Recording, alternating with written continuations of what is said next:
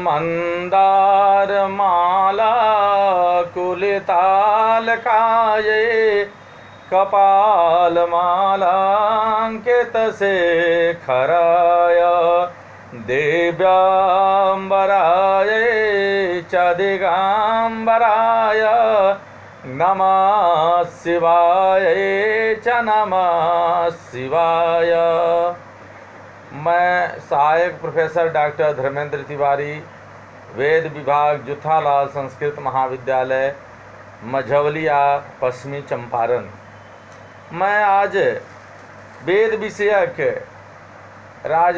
Doctor Rajbali Pandey द्वारा विरचित हिंदू संस्कार के बारे में विचार विमर्श करने जा रहे हैं, जिसमें आज हम लोग पुंसवन संस्कार के बारे में विचार विमर्श करेंगे कि पुंसवन संस्कार जो है तो इसका अर्थ क्या है, इसका महत्व क्या है, इसका प्रयोजन क्या है, इत्यादि बातें हम लोग इत्यादि बातों पर हम लोग विचार विमर्श करेंगे।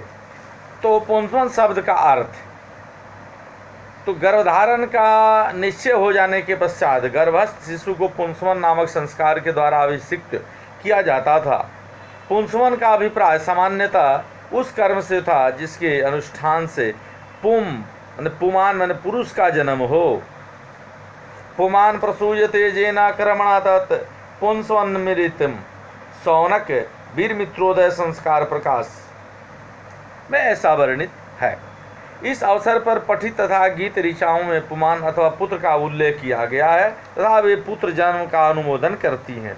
पुत्र की जन्म देने वाली माता की प्रशंसा की जाती थी तथा समाज में उसे सम्मानित स्थान प्राप्त था। यह परंपरा उस युग से चली आ रही है जब युद्ध के लिए पुरुषों की अधिक आवश्यकता होती थी और प्रत्येक युद्ध के बाद पुरुष संख्या में कमी आ जाती थी। यदि संतति स्त्री भी हो तो आशा की जाती थी कि वह पुरुष संतान को आगे चल करके जन्म देगी। वैदिक काल में पुंसवन शब्द का क्या अर्थ है? तो अथर्ववेद तथा सामवेद के मंत्र ब्राह्मण में पुमान माने पुरुष संतति की प्राप्ति के लिए प्रार्थनाएं उपलब्ध है।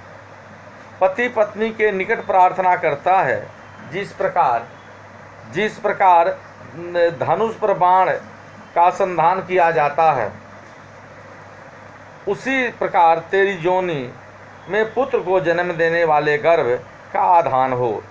10 मास व्यतीत होने पर तेरे गर्भ से वीर पुत्र का जन्म हो। तुम पुरुष को पुत्र को जन्म दे, उसके पश्चात पुनः सुसंतति का प्रसव हो। पुत्रों की माता बन उन पुत्रों की जो उत्पन्न हो चुके हैं तथा जिनका तू भविष्य में प्रसव करेगी इत्यादि। यह अज्ञात है कि इस अवसर पर अनुष्ठान किए जाने वाले कर्म का यथार्थ स्वरूप है, किंतु उपर्युक्त ऋचाएँ इस तथ्य की साक्षी हैं कि किसी न किसी प्रकार का कृत्य इन प्रार्थनाओं के साथ संपन्न किया जाता था। इन मंत्रों में इस कृत्य को प्रजापत्य कहा जाता है। मैं प्रजापत्य करता हूँ आदि।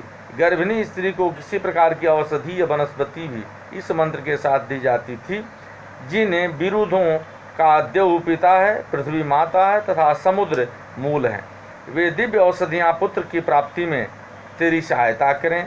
इस प्रकार इस परवर्ती संस्कार के प्रमुख तत्व वैदिक काल में ही प्राप्त होने लगते हैं, किंतु इस संस्कार के विविध पार्श्वों की नियामक विधियों का संकेत वेदों में नहीं मिलता है। अब सूत्र युग के आधार पर पुंसवन संस्कार का अर्थ। गृहसूत्रों के युग में पुंसवन संस्कार गर्भधारण के पश्चात तीसरे अथवा चौथे मास में या उसके पश्चात उस समय संपन्न किया जाता था जब चंद्र किसी पुरुष नक्षत्र विशेष पुरुष में संक्रमण करता था। गर्भिणी स्त्री को उस दिन उपवास करना पड़ता था। स्नान के पश्चात वह नए वस्त्र पहनती थी। तब रात्रि में वट वृक्ष की छाल को कूटकर और उसका रस निकालकर स्त्री की नाक के दाहिने रंध्र में हिरण्यगर्भ आदि मंत्रों आरंभ होने वाली ऋचाओं के साथ छोड़ा जाता था। कतिपय गृह सूत्रों के अनुसार उपयुक्त मंत्रों के साथ कुशकंटक तथा सोमलता की कूटी जाती थी। यदि पिता यह चाहता था कि उसका पुत्र वीर्यवान तथा बलवान हो तो एक जलपात्र स्त्री के अंग में रख देता तथा उसके उदर का स्पर्श करता हुआ सुपर्णोसी आदि मंत्र का उच्चारण करता था। अब हम लोग आगे प्रवर्ती नियम और विचार पर विचार करेंगे कि धर्म सूत्रों तथा स्मृतियों में संस्कार के कर्मकांड के संबंध में किसी विशिष्ट नवीन विधि का विधान नहीं किया गया है। प्रयोग और पद्धतियाँ पूर्णतः उन वैदिक चरणों के गृह सूत्रों पर आधारित है जिनका उनमें अनुसरण किया गया है, किंतु उनमें मातृ पूजा तथा आभ्युदयिक श्राद्ध इन दो नवीन कृत्यों का उल्लेख मिलता है। उचित काल, स्मृतियों में संस्कार के अनुष्ठान के लिए उचित समय का विचार किया गया है। मनु तथा याज्ञवल्क्य के अनुसार गर्भाशय में गर्भ के गतिशील होने के पूर्व यह संस्कार संपन्न करना चाहिए। संख्य भी इस विषय में उनका अनुसरण करते हैं। बृहस्पति के अनुसार गर्भ के स्पंदनशील होने के पश्चात ही इस कृत्य के लिए उचित काल होता है। जातुकर्ण तथा शौनक का विचार है कि गर्भधारण से स्पष्ट हो जाने पर उसके तीसरे मास में यह संस्कार पुंसवन संस्कार करना चाहिए। संस्कार के अनुष्ठान का समय गर्भ के द्वितीय से अष्टम मास तक माना जाता था। इसका कारण यह था कि विभिन्न स्त्रियों में गर्भधारण के चिन्ह विभिन्न काल में व्यक्त होते हैं। कुलाचार या पारिवारिक प्रथाएं भी इस वैविध्य की उत्तरदायी थीं। इन कालों में बृहस्पति इस प्रकार भेद स्थापित करते हैं।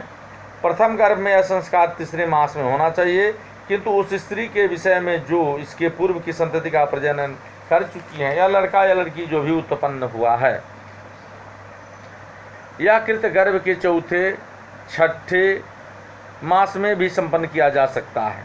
परवर्ती गर्भों की अपेक्षा पहली बार गर्भधारण होने पर उसके चिन्ह कुछ पूर्व ही स्पष्ट हो जाते हैं। इसी कारण द्वितीय गर्भों में अपेक्षाकृत परवर्ती काल विहित किया गया है। क्या पुंसवन प्रत्येक गर्भधारण में किया जाता था? स्मृतियों में इस प्रश्न पर भी विचार किया गया है कि यह संस्कार प्रत्येक गर्भधारण में संपन्न करना चाहिए अथवा नहीं। शौनक के अनुसार यह कृत्य प्रत्येक गर्भधारण के पश्चात करना चाहिए, क्योंकि स्पर्श करने तथा औषधि सेवन से गर्भ पवित्र व शुद्ध हो जाता है। इसके अतिरिक्त इस संस्कार के अवसर पर उच्चारित तथा पठित मंत्रों के प्रभाव से व्यक्ति में विगत जन्मों को स्मरण की क्षमता का संचार होता है। याज्ञवल्क्य के स्मृति पर विज्ञानेश्वर प्रणीत मिताक्षरा टीका में इस संस्कार की उपेक्षा प्रवृत्ति दृष्टिगत होती है। वहाँ कहा गया है कि ये पुंसवन तथा सीमंतोन्नयन के कृत्य क्षेत्र संस्कार हैं, अतः इनका संपादन एक ही बार करना चाहिए, प्रत्येक गर्भधारण में नहीं करना चाहिए। विधि विधान तथा उसका महत्व। संस्कार का महत्व उसके जीव प्रमुख तत्वों में निहित था। यह कृत्य उस समय किया जाता था जब चंद्रमा किसी पुरुष नक्षत्र में होता था। यह काल पुंसंतति के जन्म में सहायक माना जाता था। गर्भिणी स्त्री को घ्राणेन्द्रिय के दाहिने रंध्र में बट वृक्ष का रस गर्भपात के निरोध तथा पुंसंतति के जन्म के निश्चय के उद्देश्य से छोड़ा जाता था। सुश्रुत के मतानुसार बट वृक्ष में ऐसे गुण हैं जिनमें गर्भकालीन समस्त कष्टों, तिल्ली का आधिक्य, दाह आदि के निवारण की क्षमता है।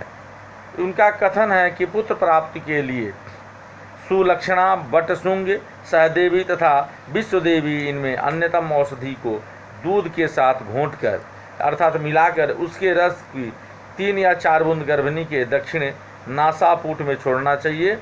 इस बात का ध्यान रखना चाहिए कि कहीं स्त्री उसे थूक कर फेंक तो नहीं देती।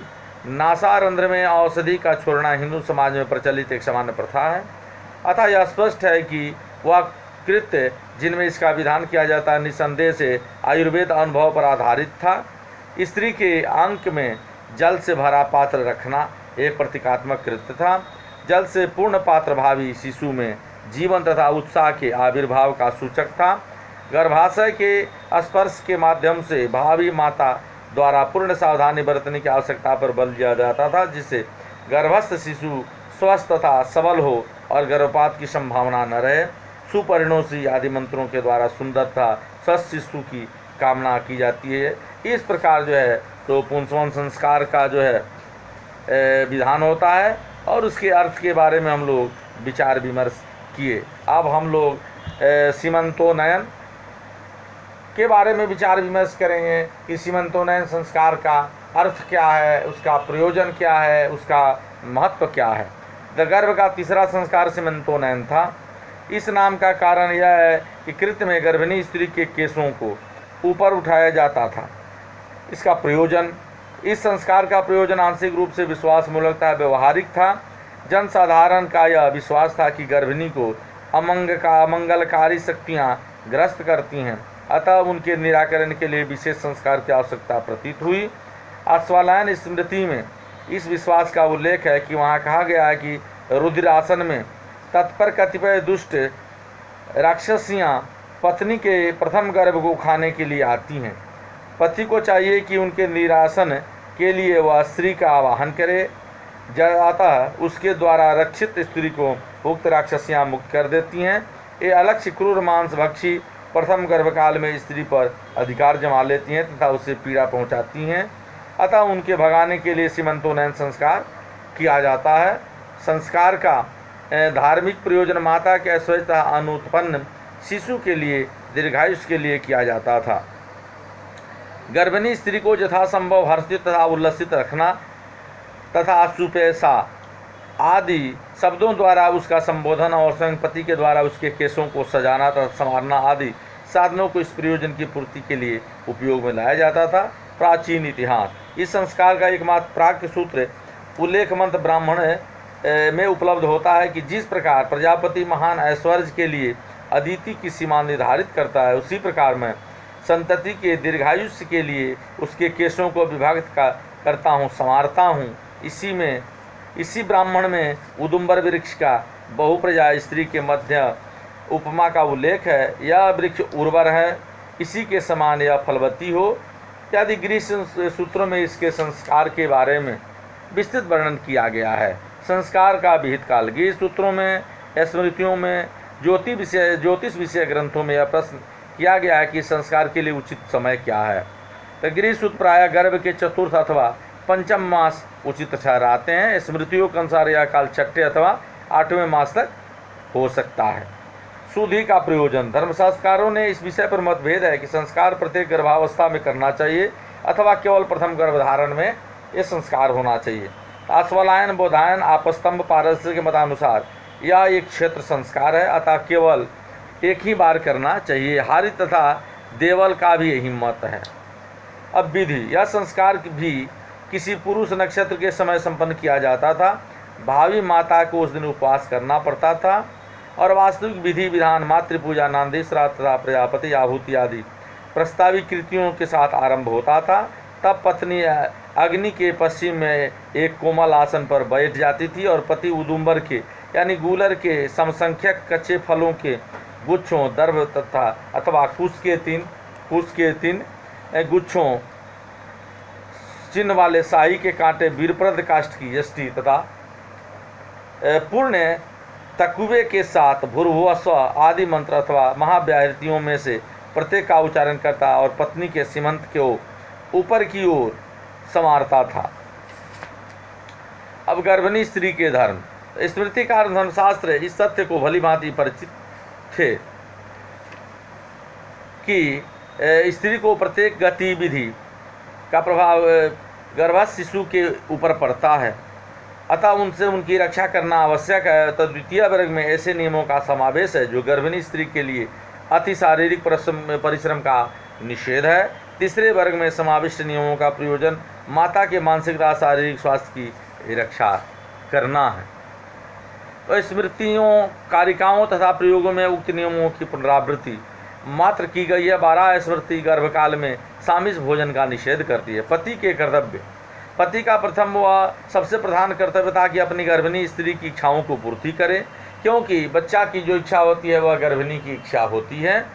याज्ञवल्क्य के मतानुसार गर्भिणी स्त्री की इच्छाओं की पूर्ति न करने से गर्भ दोष युक्त हो जाता है और उसमें वैरूप्य आ जाता है या विकृति आ जाती है या बच्चा विकलांग हो जाता है।